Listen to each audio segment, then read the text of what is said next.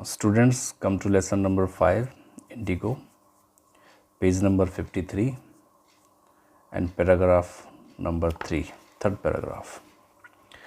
Earlier classes में हमने पढ़ा था कि किस तरह से गांधी जी चंपारण का जो एपिसोड है, पूरी घटना है उसका किस तरह से वो सॉल्यूशन निकालते हैं और ब्रिटिश अथॉरिटीज़ को और लैंडलॉर्ड को फोर्स करते हैं कि वो उनका जितना भी पैसा बकाया था उसको पे करें, रिपे करें। इसके साथ साथ दूसरी चीज़ क्या की उन्होंने, जो वहाँ के लोग थे, जो फियर स्ट्रैकन थे, जो डरे हुए थे, सहमे हुए थे, एक्सप्लॉइटेड थे, उनके अंदर से डर को निकालने की कोशिश की। इस एपिसोड के बाद जब वो देखते हैं कि वहाँ की जो प्रॉब्लम्स हैं वो काफ़ी ज़्यादा हैं, केवल इकोनॉमिकल प्रॉब्लम नहीं है, वहाँ की सोशल प्रॉब्लम्स भी हैं और हेल्थ से रिलेटेड इश्यूज़ भी हैं, तो उसके बाद वो दूसरा काम शुरू करने लगते हैं और इसको हम बोलते हैं post Champaran episode. Let's start it. Health conditions were miserable. Gandhi ji ने देखा कि वहाँ की जो हेल्थ कंडीशंस थी, है ना, स्वास्थ्य संबंधी जो सेवाएं थी वो मिजरेबल थी, बड़ी बुरी हालत में थी। Gandhi got a doctor to volunteer his service for 6 month. और गांधी जी को एक डॉक्टर भी मिल गए जिन्होंने 6 मंथ्स तक अपनी वॉलंटियर सर्विस यानी फ्री ऑफ कॉस्ट सर्विसेज देने के लिए वो एग्री हो जाते हैं। 3 मेडिसिन्स वर अवेलेबल। 3 तरह की दवाइयाँ वहाँ अवेलेबल थी और कौन कौन सी थी? Castor oil, quinine and sulphur ointment. Castor का एक तेल था, कुनीन की टैबलेट हुआ करती थी जो मलेरिया में दी जाती थी, और सल्फर ऑइंटमेंट और एक तरह की क्रीम होती थी जिसको स्किन पे लगाया जाता था। Anybody who showed a coated tongue was given a dose of custard oil. जिसकी कोटेड टंग होती थी यानी जीभ का जब रंग चेंज हो जाता था, बदल जाता था टंग का कलर, और कोटेड टंग होती थी उसको कस्टर्ड ऑयल मिलता था। Anybody with malaria fever received quinine plus castor oil. और जिसको मलेरिया होता था उसको कुनीन की टैबलेट दी जाती और उसके साथ कस्टर्ड ऑयल भी दिया जाता था। Anybody with skin eruption. अगर किसी की स्किन पे इरप्शंस होते थे, इरप्शन कहते हैं जो फोड़े फुंसी वगैरह होते हैं, उसको ऑइंटमेंट दिया जाता था, सल्फर ऑइंटमेंट, और उसके साथ साथ उसको कस्टर्ड ऑयल भी दिया जाता था। इस तरह से कस्टर्ड ऑयल हर चीज़ में चलता था। Gandhi notice the filthy state of women's cloth. Gandhi ji notice किया कि वहाँ की जो औरतें थी उनके जो कपड़ों की जो हालत थी, दैट वाज, जो कंडीशन थी, दैट वाज वेरी फिल्थी। बड़े डर्टी क्लॉथ्स हुआ करते थे, कपड़े हुआ करते थे उनके। He asked Kasturbai to talk to them about it. और उन्होंने कस्तूरबाई गांधी से कहा कि जाके इनसे बात करो। वन वोमेन टुक कस्तूरबाई इनटू हर हट एंड सेड। और एक औरत कस्तूरबाई को अपनी हट में ले जाती है, अपनी झोंपड़ी में ले जाती है और बोलती है, क्या बोलती है? Look, there is no box और cupboard here in for clothes. कि मेरे पास ना तो कोई बॉक्स है ना ही कोई कपबोर्ड है, अलमारी है कपड़ों के लिए। The sari I am wearing is the only one I have. और जो साड़ी मैंने पहन रखी है मेरे पास केवल यही अकेली है। यानी उसके पास चेंज करने के लिए भी कोई कपड़ा नहीं था, बदलने के लिए नहीं था। तो आप अंदाज़ा लगा सकते हो तो उनकी हालत कैसी थी। बड़ी डिस्ट्रेसफुल जो कंडीशन होती है, एकदम वो उस कंडीशन में रहा करते थे। During his long stay in Champaran, Gandhi kept a long distance watch on आश्रम। वहाँ काफ़ी लंबे टाइम तक वो रहे थे, लेकिन अपने आश्रम पे वो दूर से ही डिस्टेंस वॉच रखते हैं, नज़र रखते हैं। He send regular instruction by mail and ask for financial accounts. Regularly वो मेल भेजा करते थे, लेटर्स भेजा करते थे, और वहाँ फाइनेंशियल कंडीशन जो सिचुएशन हुआ करती थी उसके बारे में, अकाउंट्स के बारे में वो पूछा करते थे। Once he wrote to the residents that it was time to fill the old latrine trenches. और एक बार लेटर में उन्होंने लिखा था कि अब टाइम आ गया कि पुराने जो लैट्रिन ट्रेंचेस हैं, जो गड्ढे हैं लैट्रिन के, उनको भर दिया जाए, फिल कर दिया जाए। And dig new ones, otherwise the old ones would begin to smell bad. Otherwise जो पुराने हैं उनमें से स्मेल यानी बदबू आनी शुरू हो जाएगी। The Champaran episode was a turning point in Gandhi's life. और जो चंपारण का एपिसोड था, पूरी घटना थी, ये गांधी जी के जीवन में एक टर्निंग पॉइंट था, एक घुमाव देने वाला एक पॉइंट था। What I did he explain was a very ordinary thing. वो कहते जो मैंने किया वो बड़ी ऑर्डनरी घटना थी, बड़ी साधारण सी चीज़ें थी जो मैंने की। I declare that British could not order me about in my own country. उन्होंने केवल इतना ही डिक्लेयर किया था, इतना ही कहा था कि ब्रिटिशर्स मेरे देश में मुझ पर ऑर्डर नहीं चला सकते, मुझे आज्ञा नहीं दे सकते। But Champaran did not begin as an act of defiance. वो कहते हैं कि चंपारण की जो घटना थी एक्ट ऑफ डेफियंस नहीं था। डेफियंस कहते हैं विरोध करना, किसी की अवज्ञा करना, डिसओबीडियंस की एक घटना नहीं थी। It grew out of an attempt to alleviate the distress of large number of poor peasants. ये क्या था? एक अटेम्प्ट था, एक कोशिश थी। एलिविएट कहते हैं कम करना, टू एलिविएट डिस्ट्रेस, उनकी परेशानियों को कम करने की एक कोशिश थी। किसकी परेशानी? Large number of poor pheasant, जो बड़ी संख्या में गरीब किसान थे, उनकी परेशानी को कम करने का एक प्रयास था। This was the typical Gandhi pattern, और यही गांधी जी का पैटर्न था। इसी तरह के वो पॉलिटिक्स किया करते थे।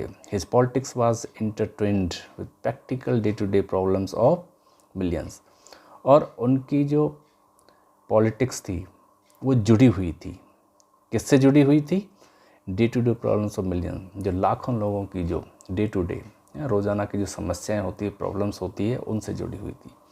क्योंकि आम आदमी को क्या चाहिए? अपनी जो बेसिक चीज़ें हैं वो उसकी पूरी हो जाएं, और दूसरी क्या है? जो उसको डे टू डे लाइफ में जो समस्याएं आती हैं उनका सॉल्यूशन हो जाए। बहुत बड़े इश्यूज से उन्हें कोई लेना देना ज़्यादा नहीं होता, और यही गांधी जी की पॉलिटिक्स थी। वो जो कोर प्रॉब्लम्स होती थी लोगों की, उन पे वो स्ट्राइक किया करते थे, उनका सॉल्यूशन ढूंढा करते थे। His was not a loyalty to abstractions. वो एब्स्ट्रक्शंस के लिए, एब्स्ट्रक्शन कहते हैं रूल्स, प्रिंसिपल्स, जो ऊपर की बातें होती हैं, जैसे कोई प्रिंसिपल्स हैं, फिलॉसफी, वो एब्स्ट्रक्शंस के पे ध्यान नहीं देते थे। वो उनके लिए लॉयल नहीं थे, ज़्यादा वो प्रिंसिपल्स में बिलीव नहीं करते थे। It was a loyalty to living human being. उनकी लॉयल्टी केवल लिविंग, जो जीवित प्राणी हैं, इंसान हैं, उनके लिए लॉयल थे वो।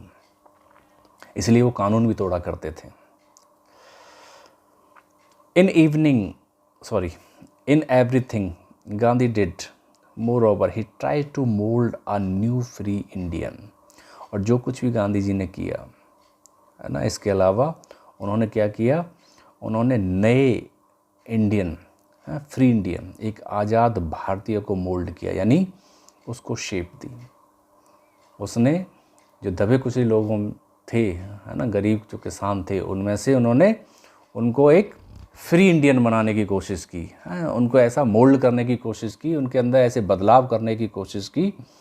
Who could stand on his on feet, और ऐसे लोग जो अपने पैरों पे अपने आप खड़े हो सकें, ऐसा बदलाव उनमें किया। एंड दस मेक इंडिया फ्री, और इस तरह से भारत को आज़ाद करवा दिया। Early in the Champaran action, और जब चंपारण एक्शन चल रहा था, जब एपिसोड चल रहा था, वो घटना थी, Charles Freer Andrews the English pacifist. Charles Freer Andrews थे जो इंग्लिश पैसिफिस्ट थे। पैसिफिस्ट होते हैं जो जब दो ग्रुप्स के बीच में कोई टेंशन होती है, कोई झगड़ा होता है, तो उनका सॉल्यूशन के लिए कोई बीच में जो आता है, मीडिएटर जो आता है, उसको पैसिफिस्ट बोला जाता है। वो पैसिफिस्ट थे who had become a devoted follower of Mahatma, और वो पैसिफिस्ट की तरह से आए थे, लेकिन वो गांधी जी के एक फॉलोअर बन गए, है ना, अनुयायी बन गए। Came to bid Gandhi farewell before going to a tour of duty to the Fiji island. उन्हें अपने ड्यूटी के सिलसिले में एक टूर के लिए फिजी आइलैंड जाना था, इसलिए वो फेयरवेल के लिए, यानी विदा लेने के लिए आए थे। अंतिम बार गांधी से बात करने के लिए आए थे। Gandhi's lawyer friends thought it would be a good idea for Andrews to stay in Champaran and help them. तो गांधी जी के दूसरे फ्रेंड थे, उन्होंने सोचा कि ये अच्छा रहेगा कि ये एंड्रयूज हमारे साथ रहे और चंपारण में उनकी मदद करे। Andrews was willing if Gandhi agreed, और वो भी विलिंग था, वो भी राजी था, एग्री था। अगर गांधी जी एग्री करते हैं, गांधी जी मान जाते हैं, वो भी एग्री था। बट गांधी वाज वेहेमेंटली अपोज, लेकिन गांधी जी ने पूरे जोर तरीके से उसका विरोध किया। क्यों विरोध किया? He said you think that in this unequal fight, उन्होंने कहा कि जो हमारी जो ब्रिटिशर्स के लिए साथ फाइट है वो अनइक्वल है, वो पावरफुल है, हमारे पास इतनी पावर नहीं है, ठीक है। उनके पास एडमिनिस्ट्रेटिव पावर भी है, वो रूल भी करते हैं। हमारी जो फाइट है वो अनइक्वल है, बराबरी की नहीं है। It would be helpful if we have a Englishman on our side. क्या ये हेल्पफुल रहेगा कि केवल एक ब्रिटिश मैन हमारे साथ हो जाए? इससे क्या बैलेंस बन जाएगा? This shows the weakness of your heart. उनका कि ये आपके जो हार्ट, आपके जो हिम्मत की वीकनेस दिखाती है ना, आपकी कमजोरी दिखाती है। The cause is just and you must rely upon yourself to win the battle. अगर आपका कॉज यानी कारण जस्ट है, सही है, फेयर आपका कॉज है, कारण सही है, तो आपको क्या करना चाहिए? You must rely upon your self. अपने ऊपर विश्वास करना चाहिए, अपने ऊपर भरोसा करना चाहिए। रैली अपॉन, भरोसा करना चाहिए, अपने ऊपर डिपेंड रहना चाहिए। टू विन द बैटल, उस युद्ध को जीतने के लिए। You should not seek a prop in Mr Andrews because he happens to be an Englishman. क्योंकि वो इंग्लिशमैन है इसलिए उसमें से कोई मदद ढूंढने की आपको ज़रूरत नहीं है, आपको ऐसी कोशिश भी नहीं करनी चाहिए। He had read our minds correctly, Rajendra Prasad comments. Rajendra Prasad बाद में अपनी बुक में लिखते हैं, कमेंट करते हैं कि गांधी जी ने हमारे माइंड्स को अच्छी तरह से पढ़ लिया था। And we had no reply, और हमारे पास कोई जवाब नहीं था उन बातों का। Gandhi in this way taught us a lesson of self reliance. Self reliance यानी आत्मनिर्भरता का एक लेसन भी उन्होंने सिखा दिया कि हमें दूसरे की मदद की ज़रूरत नहीं है। अगर हमारा कॉज जस्ट है तो हमें खुद अपने ऊपर विश्वास करना चाहिए। सेल्फ रिलायंस, आत्मनिर्भरता, इंडियन इंडिपेंडेंस और भारत की जो आज़ादी थी। And help to sharecroppers, और शेयर क्रॉपर्स की मदद। वर बॉन्ड टुगेदर, ये सारी घटना एक दूसरे से बंधी हुई थी। ये सारी चीज़ें इंटरट्विन थी, आपस में बंधी हुई थी।